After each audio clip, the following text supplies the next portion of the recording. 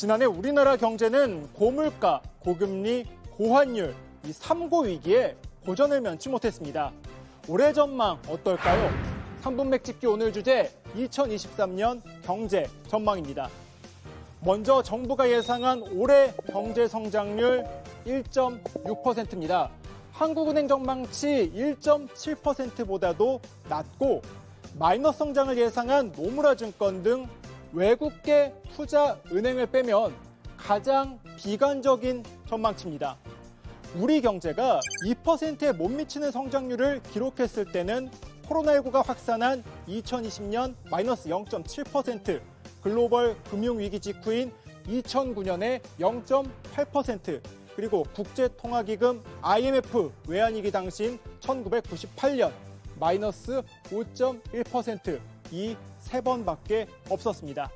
대형 위기를 맞았을 때를 제외하고는 없었다고 보시면 되는데 정부가 이런 전망을 내놓은 것은 글로벌 경기 위축 탓에 성장 엔진인 수출이 급격히 얼어붙고 있기 때문입니다.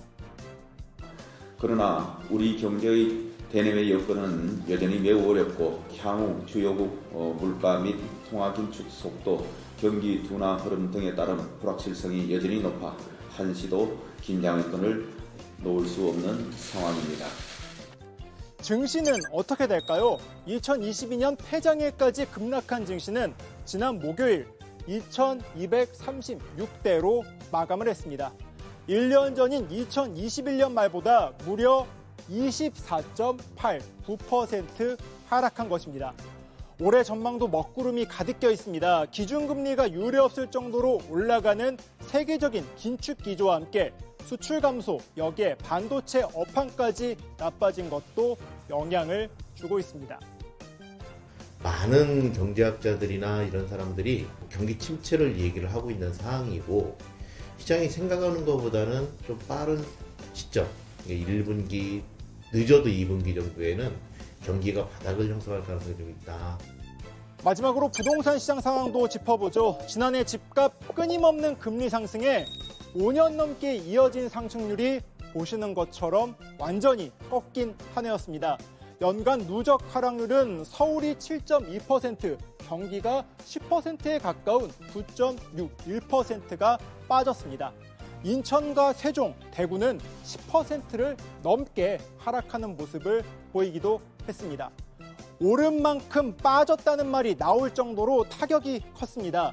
집값 급락이 금융, 경제 위기로 이어질 기미를 보이자 이 정부는 다주택자 세부담 완화 그리고 규제 지역 해제 등의 대책을 내놨지만 역부족이란 지적이 나옵니다.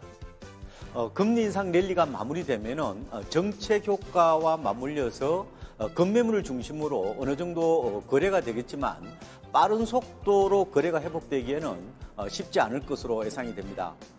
오늘 내용을 정리해보면 올해 상반기 우리 경제는 쉽지 않은 위기를 맞이할 거라는 게 대체적인 전망입니다.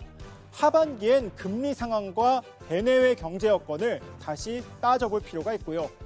경제 한파가 예고되는 만큼 부채 관리 등 준비가 필요한 시점입니다.